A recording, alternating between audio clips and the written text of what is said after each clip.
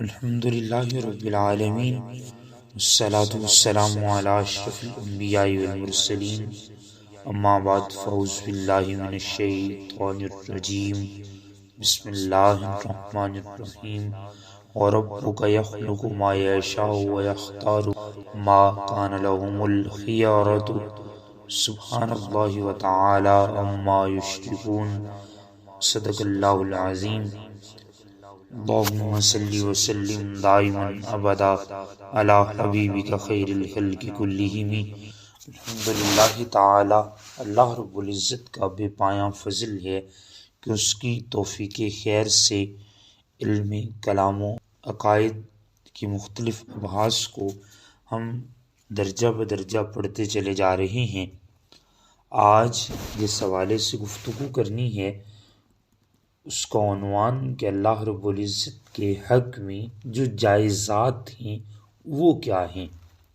ہم نے اس سے پہلے اللہ کریم پر محالات کو پڑھا کہ اللہ پر محال کیا ہے، یعنی وہ ممکن کا مخالف ہے محال۔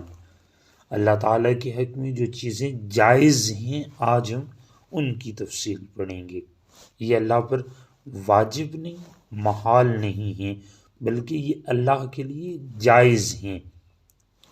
مطلب عقیدہ یہ ہے کہ اللہ تعالیٰ کا اپنے افعال میں حکمت اور غرض کی رعایت کرنا، یعنی اللہ کریم اگر کسی شے کی تخلیق فرماتا ہے تو اس تخلیق کی حکمت اور غرض کیا ہے اس کی رعایت فرماتا ہے، اس سے مطلع فرماتا ہے، تو یہ اس کی اپنی شان ہے۔ وہ اگر ہمیں اس سے خبردار فرما دے تو اس کی شان رحمت ہے، نہ بتائے یا ہم تخلیق کا مقصد نہ سمجھ پائیں تو اس سے اس پر کچھ بھی واجب یا لازم نہیں آتا۔ اللہ رب العزت کا طاعت پر ثواب دینا، اجر دینا، یعنی ہم اگر کوئی نیکی کرتے ہیں، اللہ کی اطاعت و بندگی کرتے ہیں تو اس پر اللہ رب العزت ہمیں جو اجر عطا فرماتے ہیں، اس اجر کا عطا فرمایا جانا اللہ پر واجب یا لازم نہیں، بلکہ اللہ رب العزت کی اپنی شان ہے، شان کریمی ہے کہ وہ ہمیں اپنی اس شان کے لائق اس کا اجر عطا فرماتا ہے۔ گناہ گار کو عقاب و عذاب دینا یہ بھی اللہ پر واجب نہیں، اس کی اپنی شان ہے، اس کی اپنی مرضی ہے۔ کبائر سے اجتناب کی صورت میں صغائر کو مٹا دینا، یعنی ہم اگر کبیرہ گناہوں سے اجتناب کرتے ہیں تو ایسی صورت میں اللہ ہمارے صغیرہ گناہوں کو بھی معاف فرما دیتے ہیں۔ توبہ قبول کرنا یہ اللہ کی اپنی شان ہے، وہ قبول فرما لے، نہ فرمائے تو ہم کچھ نہیں کر سکتے، یہ اس کی اپنی شان ہے کہ وہ توبہ کو قبول فرماتا ہے۔ مخلوق کے حق میں جو بہتر ہے اس کا عطا فرمانا یہ اللہ پر واجب نہیں بلکہ اس کی اپنی مرضی ہے۔ وہ خالق و مالک اور با اختیار ہے، جسے چاہے جو عطا کرے، جسے محروم رکھے اس سے کوئی پوچھنے والا نہیں۔ اگر وہ کسی کو کچھ نہیں دیتا تو ہم اللہ سے پوچھ نہیں سکتے، جسے وہ محروم رکھے اس سے کوئی پوچھنے والا نہیں۔ اللہ رب العزت قرآن کریم میں خود ارشاد فرماتے ہیں وَرَبُّكَ يَخْلُقُ مَا يَشَاءُ وَيَخْتَارُ مَا كَانَ لَهُمُ الْخِيَرَةُ، یعنی جس کو چاہے پیدا بھی فرماتا ہے اور جو چاہے اسے پسند بھی فرماتا ہے، یہ اس کی اپنی مرضی ہے۔ پیدا ہونے والے کا بھی کوئی اختیار نہیں، یعنی بندے کا کوئی اختیار نہیں، اور اللہ کا محبوب ہونے میں بھی بندے کا کوئی اختیار نہیں، بلکہ اور تمہارا رب پیدا کرتا ہے جو چاہے اور پسند فرماتا ہے، ان کا کچھ اختیار نہیں، پیدا ہونے والوں کا کچھ اختیار نہیں۔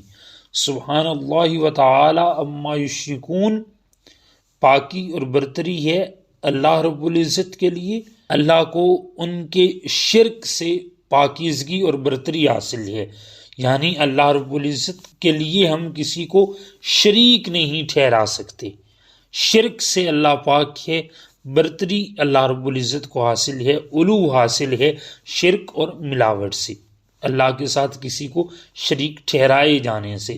آقا کریم صلی اللہ علیہ وآلہ وسلم ارشاد فرماتی ہیں ما شاء اللہ کان وما لم یشاء لم یکن، جو اللہ نے چاہا وہ ہوا، جو نہ چاہا نہ ہوا۔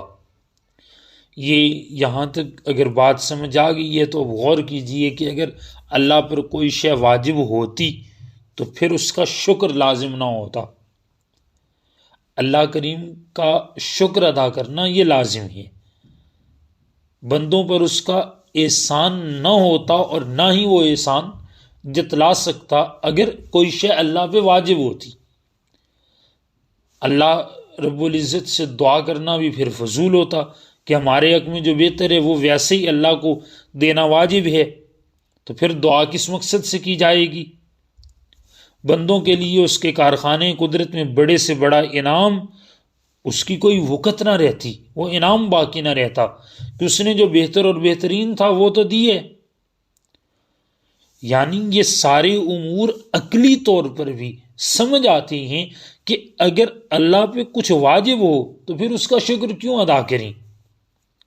پھر وہ اپنی احسان فبأي آلاء ربكما تكذبان، پھر وہ یہ بات کس سے کرے گا؟ سو اللہ رب العزت کے لیے کچھ بھی واجب نہیں۔ اگر اللہ تعالیٰ پر کوئی شے واجب قرار دی جائے تو پھر اس کا اختیار ختم ہو جائے گا۔